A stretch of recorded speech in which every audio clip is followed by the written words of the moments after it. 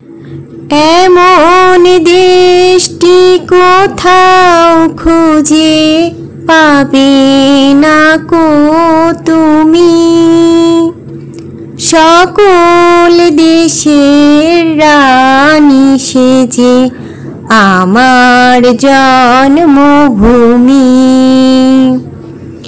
Hello guys, আসসালামু আলাইকুম। This is Babli new blog.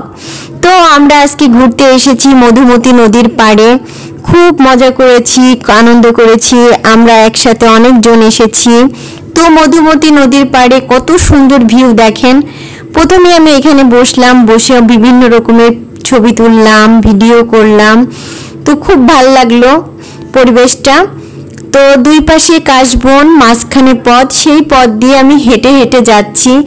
আর একটু খেয়াল করে দেখেন আকাশটা কত সুন্দর লাগছে, মনে হচ্ছে আমি চলে যাই না।